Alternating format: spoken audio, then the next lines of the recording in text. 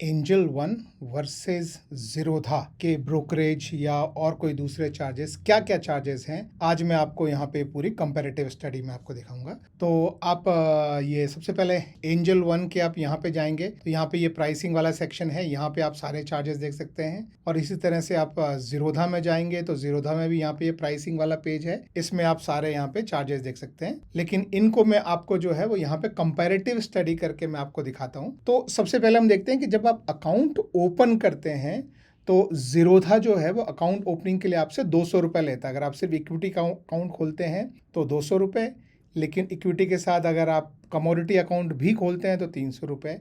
ये जो चार्जेस है ये एंजल वन में नहीं लगते हैं।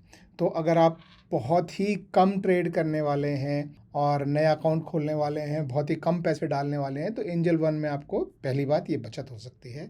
दूसरी जो बात है वो होता है एनुअल मेंटेनेंस चार्जेस, यानी आपका जो अकाउंट जो मेंटेन करते हैं जीरोधा और एंजल वन, उसके लिए आपको चार्ज लगाते हैं। तो जीरोधा में ये चार्ज साल का 300 रुपये प्लस जीएसटी होता है और एंजल वन में ये चार्ज जो है वो 240 रुपये पर जीएसटी होता है।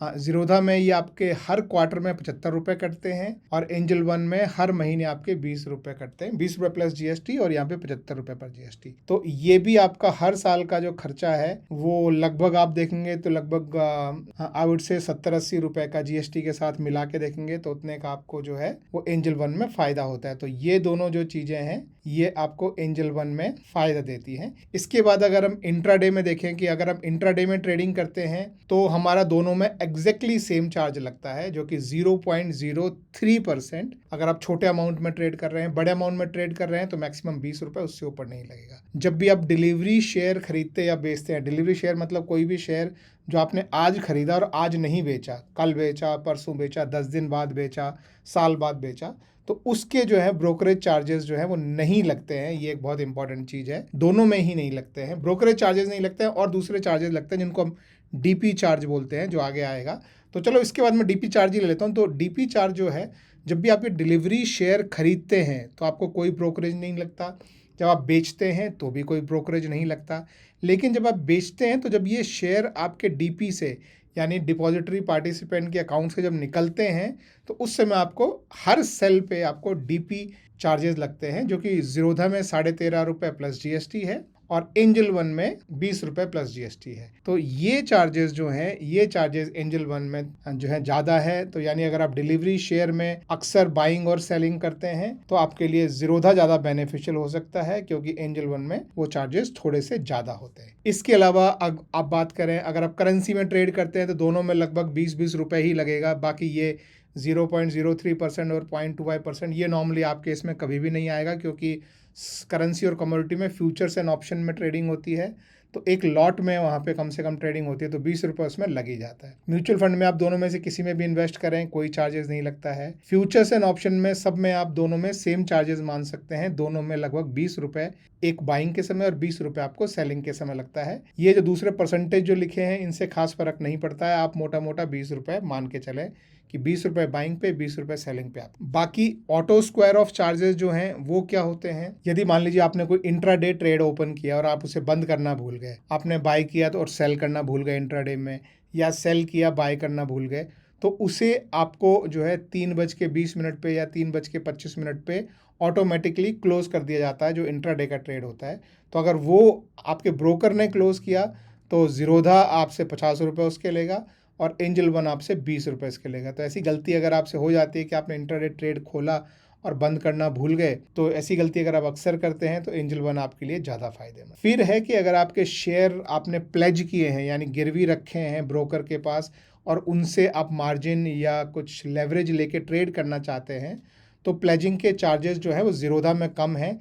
जब आप प्लेज करने जाते हैं शेयर को तो जीरोधा एक बार आपसे 30 रुपये चार्ज करता है, अनप्लेजिंग के समय आपसे चार्ज नहीं करता, चाहे आप एक बार अनप्लेज करें चाहे 10 बार अनप्लेज करें। एंजल वन 20 रुपये आपसे प्लेजिंग के टाइम पे लेता है, 20 रुपये आपसे अनप्लेजिंग के टाइम पे रखता है। ध्यान रखें, ये सारे चार्जेस जो मैं आपको बता रहा हूँ इन सब पे आपको एक्स्ट्रा जीएसटी देना पड़ता है। तो यहाँ भी आपको जीएसटी देना है, यहाँ भी आपको जीएसटी देना ही है। कॉल एंड ट्रेड चार्जेस होते हैं, यदि आपको आपका इंटरनेट नहीं चल रहा है, कोई ट्रेड आपको बंद करना है या कोई नया ट्रेड खोलना है, तो अगर कॉल करके आप ट्रेड करते हैं तो ज़ीरोधा में आपको 50 रुपये लगते हैं और एंजल वन में आपको सिर्फ 20 रुपये लगते हैं। इसके ऊपर जीएसटी जरूर लगेगा, ध्यान रखें। IPO आप दोनों में फ्री में अप्लाई कर सकते हैं। कॉर्पोरेट एक्शन में जैसे कोई राइट इशू हो या बायबैक हो, उन सब में पार्टिसिपेट करने का ज़ीरोधा 20 रुपये लेता है। एंजल वन के पेज पे नहीं लिखा है कितना लेता है, तो मुझे ज़्यादा आइडिया नहीं है इसका। बाकी अगर आप पेमेंट गेटवे से पेमेंट करते हैं, अगर UPI से पेमेंट करते हैं तो दोनों में फ्री है, लेकिन अगर आप पेमेंट गेटवे के थ्रू बैंक से पेमेंट करते हैं तो 9 रुपीज़ प्लस GST आपको पेमेंट गेटवे चार्जेस लगते हैं ज़ीरोधा में। एंजल वन में ये जो है फ्री होता है। इसके अलावा बाकी स्टैंडर्ड चार्जेस हैं जो दोनों में इक्वल लगते हैं, जो कि ट्रांजैक्शन चार्जेस होते हैं, सेबी चार्जेस होते हैं, STT होती है, GST होती है, स्टैम्प ड्यूटी होती है, ये सब लगता ही लगता है। एक जो एंजल में अच्छी बात है, एक्चुअली एंजल में अच्छा क्या क्या है, एंजल में आपको अकाउंट ओपनिंग में पैसा नहीं लगता है, AMC आपका कम लगता है, अगर आप ऑटो स्क्वायर ऑफ या कॉल एंड ट्रेड हो तो आपको पैसा कम लगता है, और एक उससे भी एक अच्छी बात जो है वो है MTF, यानी आप एक लोन का अमाउंट जो है वो उनसे ले सकते हैं, मार्जिन ट्रेड फंडिंग बोलते हैं इसे। उस पर आपको 30 दिन तक 0% पे आपको MTF का जो है लेवरेज आपको मिल जाता है। ये एक बहुत अच्छी चीज़ है, इसके बारे में आप स्टडी कीजिएगा। अगर ये आपके लिए काम की है तो एंजल वन आपके लिए बहुत काम का हो सकता है।